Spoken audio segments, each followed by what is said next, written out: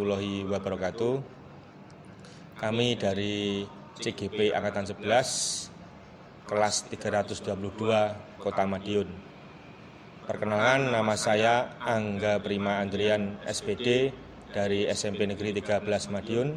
Sebelah kanan saya Ade Ima Suryani, dari SMA Negeri 2 Madiun.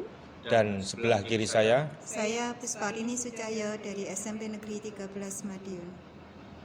Kami akan praktek coaching dengan 3 siklus, yaitu antara supervisor, coach, dan coachee. Selamat menyaksikan. Assalamualaikum warahmatullahi wabarakatuh. Waalaikumsalam warahmatullahi wabarakatuh. Selamat pagi Pak Angga. Senang sekali ketemu Pak Angga hari ini. Seperti yang sudah Pak Angga sampaikan kemarin ke saya, kalau hari ini Pak Angga mau coaching dengan Bu Ade ya Pak? Iya. Sebelum kita coaching Pak, mungkin saya ingin tahu dulu kira-kira kompetensi yang ingin Pak Angga kembangkan di dalam coaching nanti apa Pak? Saya ingin mengembangkan keempat kompetensi, Bu. Jadi yang pertama dari hadir penuh, terus berikutnya mendengarkan secara aktif, kemudian mendengarkan pakai rasa itu, dan yang terakhir tentu saja saya akan mengajukan pertanyaan berbobot.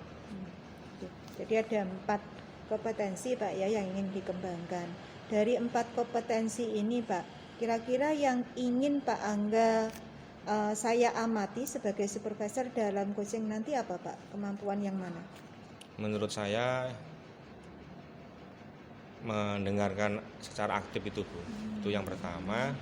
Kemudian yang kedua, ketika saya mengajukan pertanyaan-pertanyaan. Nah, pertanyaan-pertanyaan yang saya ajukan itu apakah sebuah pertanyaan berbobot atau tidak? Nah, itu nanti mungkin bisa diobservasi oleh Bu Puspa.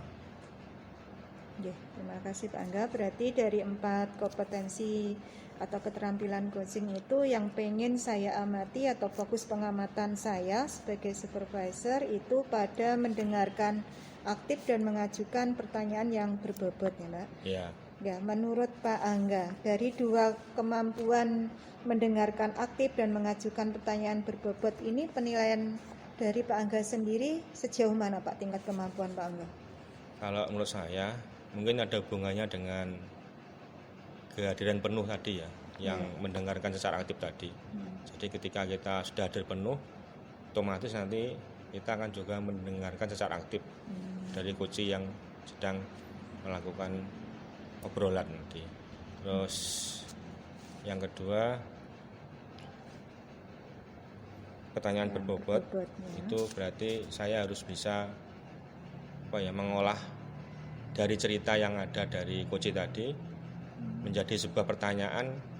Nah, pertanyaan itu nanti yang bisa memotivasi atau memunculkan ide untuk mengatasi masalah yang muncul itu tadi, Bu. Jadi mungkin saya perlu latihan atau menambah wawasan bagaimana cara kita untuk mengajukan pertanyaan yang berbobot. Oke, Pak Angga sudah saya catat. Berarti nanti fokus pengamatan saya pada mendengarkan aktif dan memberikan atau membuat pertanyaan yang berbobot itu bagaimana ya. Nanti akan saya amati selama sesi coaching Pak Angga dengan Bu Ade. Untuk yang terakhir Pak, kira-kira dalam sesi coaching nanti harapan Pak Angga apa? Tentu saja nanti di akhir saya ingin mendapatkan umpan balik dari Bu Puspa sebagai supervisor, sehingga nanti saya bisa meningkatkan kompetensi saya sebagai coach, bukan hanya saat ini saja, tapi pada pada kegiatan-kegiatan berikutnya. Jadi saya yakin saya bukan hanya sebagai coach saja, nanti pasti saya juga sebagai coach, juga sebagai supervisor. Nah, itu nanti kemampuan yang saya dapatkan itu yang istilahnya umpan balik dari Bu Puspa itu akan sangat berguna bagi saya. Oke, ya Pak Angga. Nanti saya akan mengamati sesi coaching Pak Angga, dan nanti saya setelah sesi coaching kita akan ada pasca supervisi Pak ya, pasca observasi ini nanti akan saya sampaikan hasil pengamatan saya. Oke, sampai ketemu di sesi coaching Pak Angga. Terima kasih. Assalamualaikum. Selamat siang Pak Angga. Gimana kabarnya Bu hari ini? Alhamdulillah baik dan sehat Pak. Alhamdulillah, dari raut wajahnya emang penuh dengan senyuman. Oh gitu ya Pak. Cerah ini sesuai cuaca di depan. Ya. Seperti yang jenengan kemarin katakan bahwa pada hari ini ingin mengadakan sesi coaching dengan saya. Mungkin bisa dinyatakan apa yang menjadi tujuan Bu Ade dalam kegiatan coaching kali ini. Ya, terima kasih Pak Angga. Saya ingin dapat solusi Pak atas permasalahan yang saya alami beberapa waktu ini Pak. Jadi saya itu punya kelas. Jadi kelas itu ternyata itu anak-anaknya itu seringkali malas-malasan untuk belajar Pak. Jadi mereka itu seakan-akan enggan untuk mengikuti pembelajaran yang saya lakukan. Jadi cenderungnya itu mereka ngantuk, mereka itu blosoran seperti itu. Padahal kalau menurut saya bahwa saya itu sudah melakukan istilahnya pembelajaran berdiferensiasi Pak. Jadi saya sudah mengembangkan supaya lebih berpihak pada murid. Saya meminta anak-anak itu diskusi. Saya meminta anak-anak itu mempelajari apa yang sesuai apa yang mereka inginkan. Tapi ternyata masih ada beberapa anak yang ngantuk, yang ogah-ogahan untuk menerima pembelajaran. Begitu Pak Angga. Oh ya. Berarti tujuan dari Bu Ade adalah bagaimana agar anak itu dalam pembelajaran semangat begitu ya. Betul Pak Tidak Angga. ngantuk, tidak drosoran, gurunya datang semangat sekali ya. Betul sekali. Mungkin dari tujuan itu, mungkin Bu Ade bisa feedback ke belakang. Selama ini mungkin ada akar masalah yang lebih rinci lagi. Penyebab dari anak-anak itu kok bisa sampai ngantuk, aras-arasan, losoran ketika pembelajaran. Iya, betul Pak. Memang apakah saya itu barangkali pembelajaran yang saya sampaikan itu juga agak membosankan menurut mereka. Memang tidak semua anak ya Pak itu ya.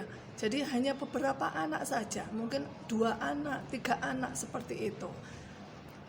Saya yakin bahwa mereka itu ada sesuatu yang mereka inginkan gitu. Sehingga saya itu juga mulai berpikir, saya melakukan apa ya kira-kira untuk membuat mereka itu happy gitu Pak. Sehingga saya itu juga berpikir, teman-teman yang lain itu kok enggak. Kenapa? Karena mereka sudah bisa mengkondisikan diri gitu barangkali. Tetapi untuk 2-3 anak ini saya berusaha untuk mencari sebuah cara Pak. Enaknya apa gitu supaya mereka itu biar semangat, biar mereka itu tidak aras-arasan gitu. Seperti itu Pak, saya itu. Oh ya, berarti dari cerita Bu Ade tadi sudah ketemu akar permasalahannya adalah dari Bu Ade sendiri merasa bahwa pembelajarannya masih membosankan. Iya. Sehingga anak juga jenuh, juga bosan juga. Iya. Kemudian Bu Ade juga bagus, sudah tahu apa yang harus dilakukan, yaitu bagaimana agar anak bisa happy. Lah, rencana selanjutnya mungkin Bu Ade bisa mengira-ngira apa yang akan menjadi aksi jenengan untuk mengatasi anak-anak tersebut. Iya Pak, saya mulai mencoba berpikir bahwa kita yakin bahwa kita sudah mempelajari yang namanya pembelajaran emosional, sosial dan emosional Pak. Saya itu ada rencana akan menerapkan ada yang namanya sistem stop gitu Pak. Jadi bahwa mereka itu saya ajak untuk berhenti melakukan sesuatu, kemudian saya minta untuk diam, untuk menarik nafas panjang, kemudian baru mereka melakukan aktivitas lagi. Itu barangkali salah satu yang saya ingin lakukan. Yang kedua, saya pengen mengajak mereka bahagia dengan ice breaking, Pak. Selama ini saya kan tidak pernah melakukan itu ya Pak ya. Sehingga apa? mungkin nanti suatu hari nanti saya pengen menerapkan ice breaking sehingga mereka itu tidak aras-arasan, tapi ketika saya masuk, saya kemudian mengajak ice breaking, mereka jadi happy gitu. Itu semacam cara saya yang ingin saya terapkan supaya mereka itu menjadi happy ketika memulai pembelajaran dengan saya. Begitu, Pak. Wah, itu sudah bagus sekali, Bu. Jadi jenengan sudah punya solusinya dari masalah yang muncul itu, dari mulai akan melaksanakan sistem stop tadi. Itu bagus, Bu, memang bagus. Iya. Jadi anak-anak disuruh diem gitu, fokus, latihan konsentrasi. Terus yang kedua, rencana Bu Ade tadi adalah melaksanakan ice breaking ya. Itu nanti akan menggugah sel-sel sarafnya itu agar motoriknya bekerja dengan baik. Betul banget, Pak. Nah, terus kemudian dari rencana itu tanggung jawab Bu Ade atau komitmennya seperti apa, Bu? Iya, saya berusaha akan segera menerapkan, Pak. Jadi paling tidak pertemuan berikutnya yaitu minggu depan ya, Pak. Saya pengen mencoba ketika masuk kelas saya tidak langsung pembelajaran, sehingga saya ajak dulu dengan tarik nafas itu menghentikan dengan teknik stop itu tadi ya, Pak ya. Menghentikan semua aktivitas mereka, kemudian diam dulu, tarik nafas panjang, kemudian baru melakukan aktivitas. Atau bahkan ditambah lagi dengan ice breaking, membuat mereka mungkin dengan senam bareng atau istilahnya ada permainan. Oke, selamat siang Pak Angga. Selamat siang Bu Puspa. Ya, kita tadi sudah menyelesaikan sesi coaching Pak ya. Saya sebagai pengamat dan Pak Angga sebagai coach, Bu Ade sebagai coachingnya. Menurut Pak Angga, tadi tingkat keberhasilan coaching tadi bagaimana Pak? Alhamdulillah, menurut saya coaching dengan Bu Ade tadi sudah lumayan bagus, berjalan dengan lancar, dan perasaan saya tadi sudah melaksanakan alur tirta, Bu. Jadi pertanyaan yang saya munculkan sesuai dengan cerita yang diceritakan oleh Bu Ade. Yang muaranya adalah Bu Ade bisa menemukan solusinya atas masalahnya sendiri. Ya, bagus sekali Pak Angga.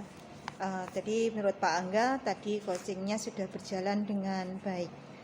Sekarang saya akan menyampaikan nih Pak Angga untuk hasil pengamatan saya, apa yang sudah Pak Angga lakukan tadi dalam sesi coaching dengan Bu Ade tadi sudah berjalan dengan baik Pak. Jadi alur tirta dari masing-masing tahapan, dari keempat tahap itu, mulai dari menggali atau menentukan tujuan Pak ya, kemudian mengidentifikasi, membuat rencana, sampai tanggung jawab tadi sudah dilakukan semua. Kemudian seperti yang Pak Angga sampaikan di sesi pra supervisi atau sebelum coaching, Pak Angga pengen meningkatkan kemampuan sebagai coachnya mendengarkan aktif dan memberikan pertanyaan yang berbobot.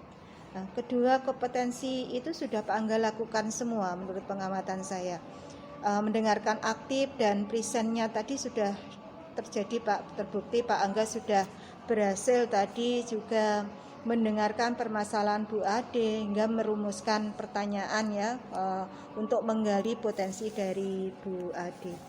Menurut Pak Angga, langkah konkret apa yang nanti Pak Angga ambil setelah coaching ini ya untuk lebih meningkatkan lagi kompetensi coachnya Pak Angga?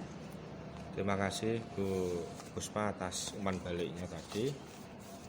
Memang benar, ketika kita dalam melaksanakan coaching itu mengikuti alur cerita, insya Allah pasti nanti semua akan berjalan dengan realnya. Jadi apa yang diharapkan dari coaching itu kan si coachingnya bisa menemukan solusinya sendiri. Nah, menurut saya perlu meningkatkan kompetensi saya dalam hal mengajukan pertanyaan berbobot tadi. Untuk itu nanti saya akan sering melakukan sesi coaching itu. Jadi sering-sering ngobrol dengan teman-teman tentang permasalahan yang muncul di pembelajaran, baik di kelas maupun di luar kelas. Jadi yaitu latihan, lebih banyak melaksanakan sesi coaching dengan teman-teman sejawat. Langkah yang sangat baik Pak Angga. Jadi lebih banyak lagi latihan ya. Oke Pak Angga, untuk yang terakhir dari percakapan kita mulai dari pra supervisi, kemudian Pak Angga melakukan coaching, kemudian kita pasca supervisi, Pak Angga sudah dapat memperoleh sesuatu yang bisa meningkatkan kompetensi Pak Angga ya, berarti ya. Ya, mungkin karena Pak Angga sudah paham betul bagaimana menjadi coach yang baik, mungkin kita akhiri pasca supervisinya Pak Angga. Semoga Pak Angga bisa lebih mengembangkan lagi kompetensinya. Oke, terima kasih Pak Angga. Terima kasih Bu Puspa. Assalamualaikum warahmatullahi wabarakatuh. Waalaikumsalam warahmatullahi wabarakatuh.